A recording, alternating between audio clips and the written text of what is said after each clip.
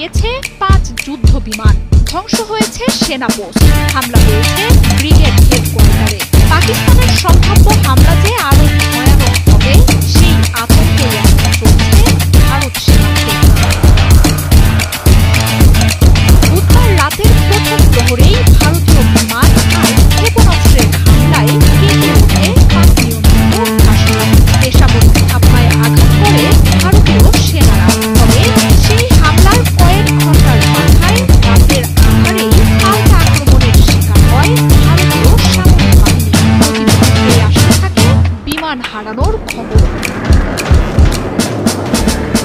কয়েক ঘন্টার মধ্যেই পাকিস্তানের আক্রমণে 5টি যুদ্ধ বিমান ধ্বংস হয়ে যায় ভারতে। 3টি রাফাল, একটি সু-30 আর মিগ যুদ্ধ বিমান ধ্বংসের খবরে যেন বিস্ফোরণ ঘটে দিল্লিতে। শুধু যুদ্ধ বিমানই নয়, ইসরায়েলের নির্মিত শক্তিশালী একটি ড্রোনও ছিন্ন ভিন্ন হয়ে যায় পাকিস্তানের হামলায়। সময়ের সাথে ভারতের ক্ষয়ক্ষতির তালিকাও আরও লম্বা হয়েছে। হামলা হয়েছে সেনা চেকপোস্টে। কাশ্মীরে ব্রিগেড হেডকোয়ার্টারে হামলার তথ্য উঠে এসেছে। এক রাতের ব্যবধানে এত ক্ষয়ক্ষতি ভারতকে চিন্তায় ফেলেছে।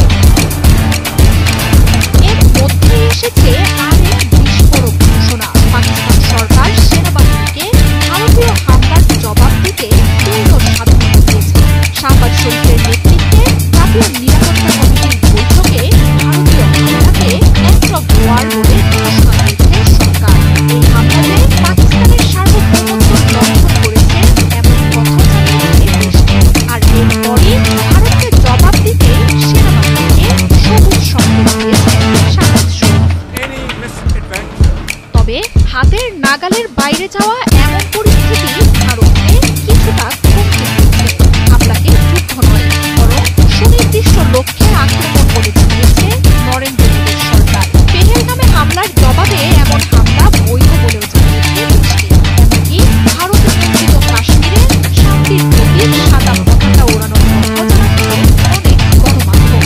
পাকিস্তানের পাল্টা হামলায় যে ক্ষয়ক্ষতি হয়েছে সেসব নিয়েও তেমন কোনো তথ্য দেয়নি নরেন্দ্র মোদীর সরকার। তবে ভারত বিদ্রোহটার আভাস দিলেও পাকিস্তানের সেনাবাহিনীতে যে কোনো সময় আক্রমণ চালাতে পারে এখন সেই শঙ্কা ঘিরে ধরেছে।